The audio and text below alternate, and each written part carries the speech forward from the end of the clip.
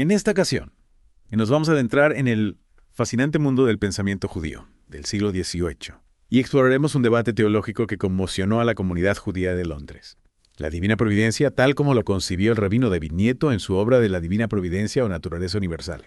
Un tema fascinante, sin duda. Y más aún si consideramos el contexto histórico. Imagínense, Londres, a principios del siglo XVIII.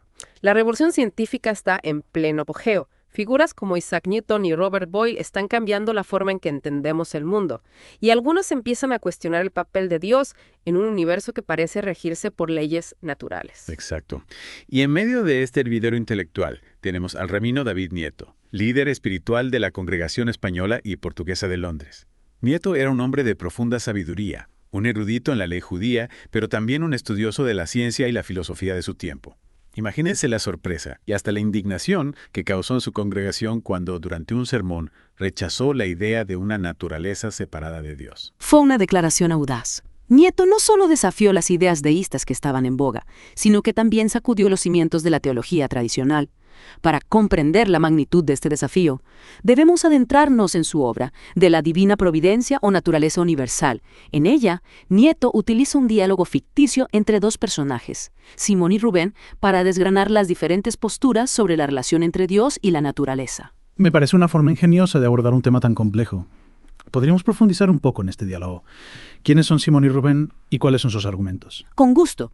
Simón representa la postura deísta, la cual, para ponernos en contexto, propone que Dios creó el mundo, pero luego se desentendió de él, dejándolo funcionar según sus propias leyes, las leyes de la naturaleza. Simón argumenta que la tierra produce vegetación por sí misma, los animales se reproducen siguiendo instintos naturales, y el universo se rige por leyes físicas inmutables. Para él, estos son ejemplos claros de que la naturaleza opera de forma autónoma, sin la intervención directa de Dios. Entiendo. Es la clásica imagen del relojero divino.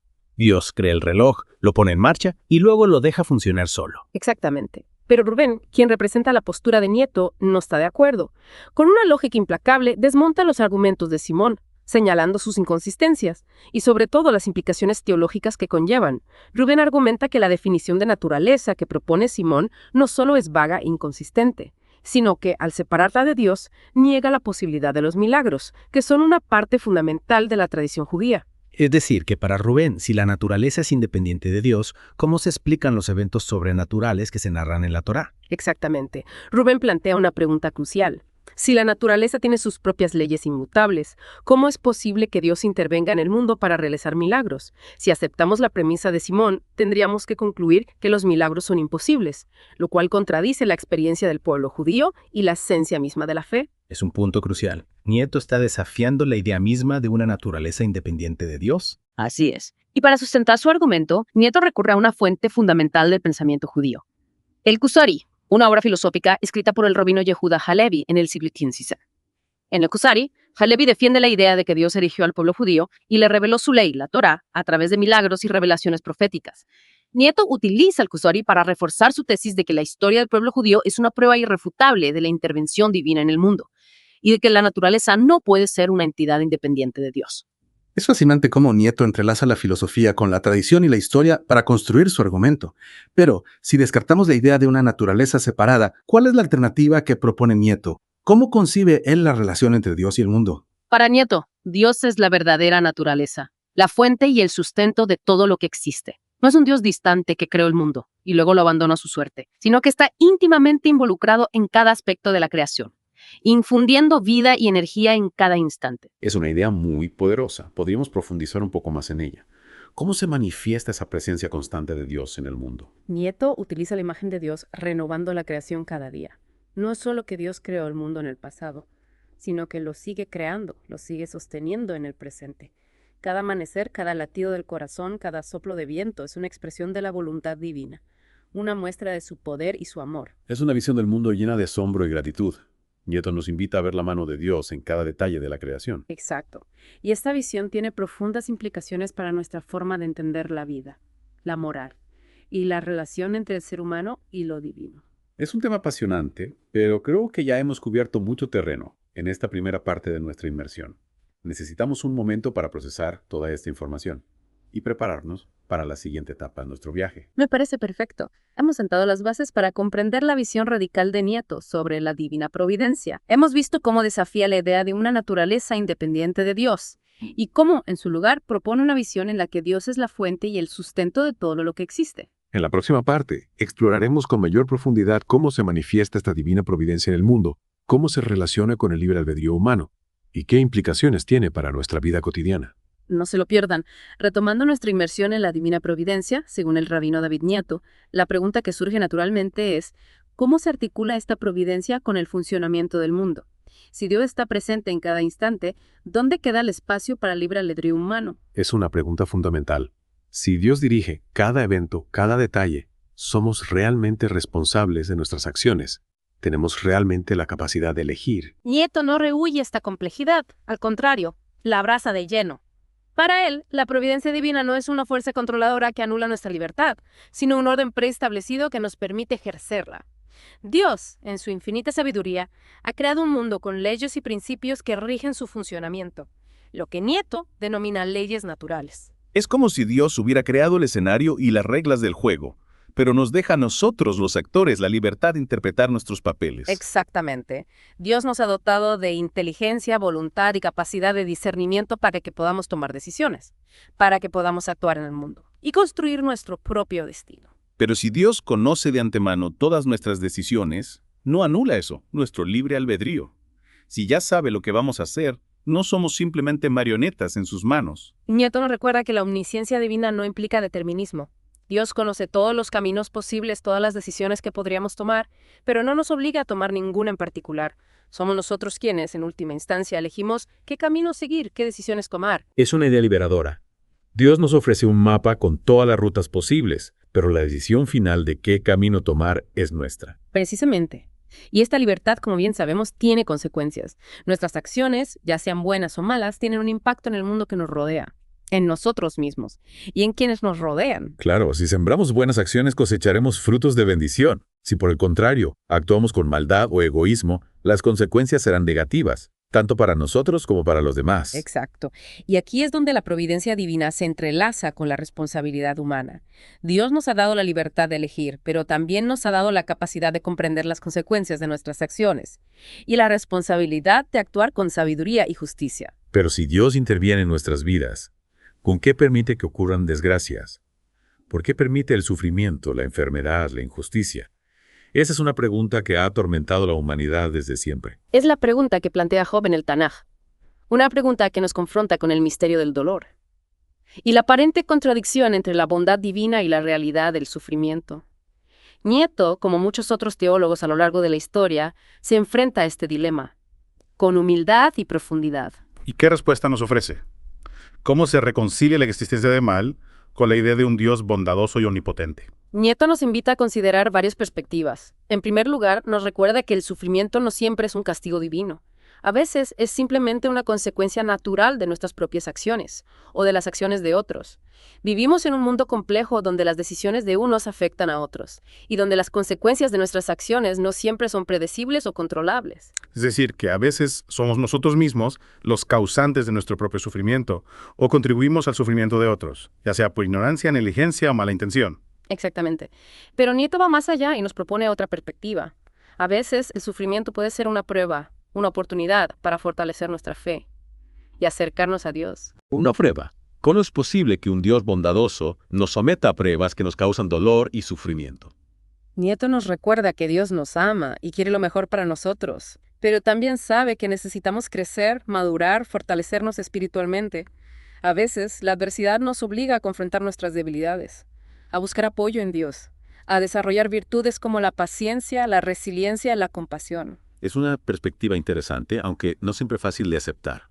¿Cómo podemos encontrar sentido al sufrimiento? ¿Cómo podemos verlo como una oportunidad de crecimiento? No es fácil, sin duda. Requiere una profunda fe en la bondad divina, una confianza en que Dios nos acompaña en el dolor y nos ayuda a encontrarle un sentido. Nieto nos recuerda que Dios no nos abandona en la dificultad, sino que nos ofrece su consuelo, su fortaleza y su guía.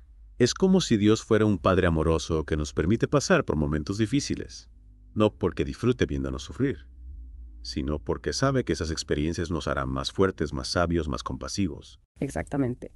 Y esta idea nos lleva a otro aspecto crucial de la providencia divina, la misericordia. Dios no solo establece leyes y principios que rigen el mundo, sino que también se compadece de nuestras debilidades, perdona nuestros errores y nos ofrece una y otra vez la oportunidad de redimirnos. Es una idea consoladora. A pesar de nuestros errores, de nuestras fallas, de nuestro sufrimiento, Dios no nos abandona. Siempre nos tiende la mano, siempre nos ofrece la posibilidad de un nuevo comienzo. Así es. Y esta certeza, esta confianza en la misericordia divina es la que nos permite afrontar las dificultades de la vida con esperanza, sabiendo que no estamos solos en el camino, que Dios camina a nuestro lado, guiándonos, protegiéndonos, inspirándonos. Pero si Dios es justo y misericordioso, ¿cómo se explica que a veces veamos a personas justas sufrir, mientras que otras, que actúan con maldad, parecen prosperar? ¿No contradices esto la idea de una justicia divina? Nieto reconoce esta aparente contradicción, esa dificultad que nos plantea la realidad. Nos recuerda que la justicia divina no siempre se manifiesta de forma inmediata o evidente. A veces la recompensa o el castigo llegan en otro momento, incluso en otra vida. Es como si Dios tuviera una contabilidad cósmica donde cada acción, por pequeña que sea, quede registrada y será tomada en cuenta en el momento oportuno. Una idea que nos invita a reflexionar sobre la trascendencia de nuestras decisiones. Cada acto, cada palabra, cada pensamiento tiene un peso en la balanza de la justicia divina. Y esta justicia no se limita a los individuos, sino que también se aplica a las naciones, a los pueblos. Nieto, como buen judío, cree que Dios tiene una relación especial con el pueblo de Israel. Por supuesto. Para él, la Tierra Santa goza de una providencia particular, de una protección divina especial. Pero esto no significa que Dios se desentienda del resto del mundo. Entonces Dios cuida de todos los seres humanos, de todas las criaturas, aunque de forma diferente. Exactamente. Nieto cree que la providencia divina se extiende a todas las criaturas, a todo lo que existe. Dios cuida de todos los seres vivos, de toda su creación, pero tiene una relación especial con aquellos que le son fieles, con aquellos que buscan su voluntad y se esfuerzan por vivir de acuerdo con sus preceptos. Es como si Dios fuera un sol que ilumina a todo el mundo, pero que tiene un foco especial sobre aquellos que buscan su luz, que se abren a su calor, que se nutren de su energía. Una bella imagen que nos recuerda la universalidad de la providencia divina, al tiempo que reconoce la particularidad de la relación de Dios con su pueblo elegido. Pico, ¿cómo podemos acceder a esta providencia? ¿Cómo podemos atraer la gracia divina a nuestras vidas? ¿Qué podemos hacer para conectar con esa fuente de luz y energía que es Dios? Nieto nos ofrece algunas claves, algunos caminos para acercarnos a Dios y abrirnos a su providencia. Me encantaría conocer esas claves. ¿Cuáles son esos caminos que nos propone Nieto? En primer lugar, la fe. Debemos confiar en la bondad y sabiduría de Dios, incluso cuando no comprendemos sus designios, incluso cuando nos enfrentamos al dolor, a la incertidumbre, a la aparente contradicción. La fe es como un ancla que nos sostiene en medio de la tormenta, que nos da la certeza de que Dios está con nosotros, incluso en la oscuridad. La fe es fundamental, sin duda. Pero la fe sin obras está muerta, dice la Escritura.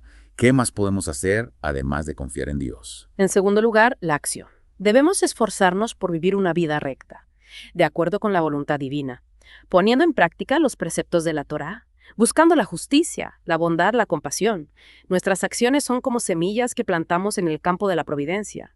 Si sembramos buenas acciones, cosecharemos frutos de bendición. Claro, la fe y la acción van de la mano. Pero también hay momentos en los que necesitamos algo más, momentos en los que necesitamos pedir ayuda, guía, consuelo. Y para eso, Nieto nos ofrece una tercera clave, la oración. Debemos elevar nuestras súplicas a Dios, pidiéndole su ayuda, su guía, su consuelo. La oración es como un puente que nos conecta con Dios, que nos permite comunicarnos con Él y recibir su gracia. La oración es un diálogo con Dios, una forma de abrirle nuestro corazón, de compartir con Él nuestras alegrías, nuestras tristezas, nuestras dudas, nuestras esperanzas. Exactamente. Y Nieto nos recuerda que la oración no es un acto mágico, sino una forma de acercarnos a Dios, de abrir nuestro corazón a su voluntad, de sintonizar con su frecuencia, de dejarnos guiar por su sabiduría. Es decir, que la providencia no es algo pasivo, que recibimos sin más, sino que requiere nuestra participación activa, nuestra colaboración con Dios. Así es. Dios nos ha dado la libertad de elegir, pero también nos ha dado las herramientas para atraer su bendición a nuestras vidas. La fe, la acción, la oración. Y una de esas herramientas, como mencionaste antes, es la teshuá, el arrepentimiento. Por supuesto. Si nos hemos desviado del camino recto, si hemos cometido errores, si hemos causado daño a otros o a nosotros mismos, siempre podemos volver a Dios, reconocer nuestros errores y pedirle perdón. La teshuá es como un bálsamo que sana las heridas del alma, que nos permite reconciliarnos con Dios y con nosotros mismos. Es una idea consoladora. Saber que siempre podemos volver a Dios, que su misericordia es infinita, que siempre nos ofrece una nueva oportunidad. Es un regalo invaluable. Nieto nos recuerda que la misericordia divina es infinita, que Dios siempre está dispuesto a perdonar a aquellos que se arrepienten sinceramente, que cambien de actitud, que se esfuerzan por enmendar sus errores. Y esta certeza, esta confianza en el amor de Dios, es la que nos permite afrontar las dificultades de la vida con esperanza, sabiendo que no estamos solos en este camino, que Dios camina a nuestro lado, guiándonos hacia la plenitud. Claro. La providencia divina no es una garantía de felicidad terrenal, sino una promesa de acompañamiento, de guía, de consuelo, de fortaleza.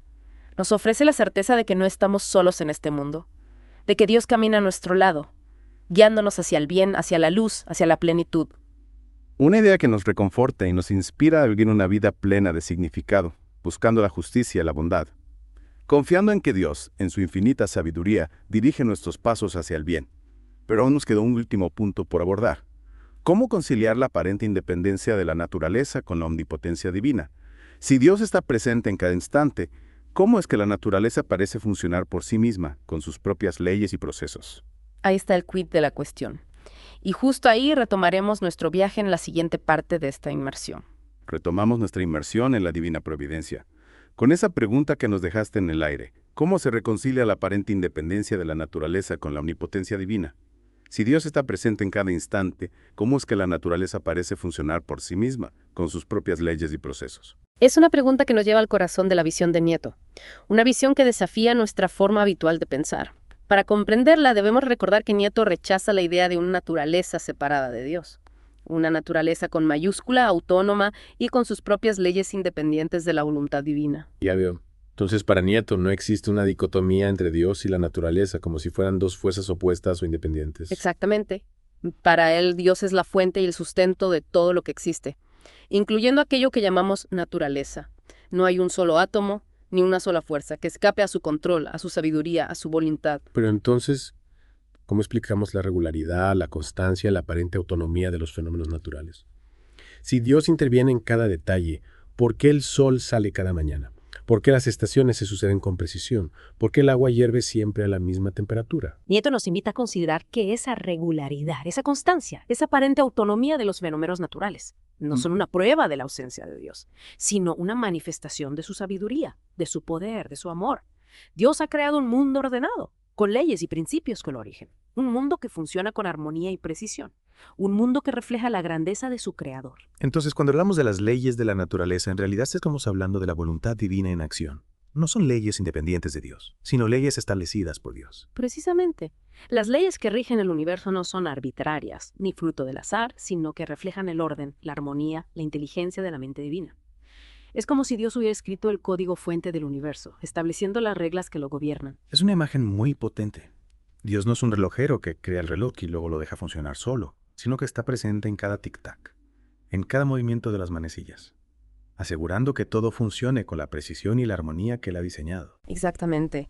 Y esta presencia constante es lo que Nieto llama naturaleza universal. No es una entidad independiente de Dios, sino una manifestación de su poder y sabiduría, una forma en que Dios se hace presente en el mundo, en cada instante, en cada lugar, en cada ser. Me parece una visión del mundo fascinante, llena de profundidad y de misterio. Nos invita a ver la mano de Dios en cada detalle de la creación, a maravillarnos con su sabiduría, a agradecer su amor. Así es. La visión de Nieto nos desafía a mirar el mundo con nuevos ojos, a descubrir la presencia divina en lo cotidiano, en lo aparentemente trivial, en lo que a menudo damos por sentado. Y nos invita a vivir con mayor conciencia, con mayor responsabilidad, con mayor entrega a la voluntad de Dios, sabiendo que cada una de nuestras acciones tiene un impacto en el mundo. Un mundo que es, en última instancia, una expresión de la voluntad divina. Exacto. Nieto nos recuerda que no somos seres aislados, sino que estamos interconectados con todo lo que existe.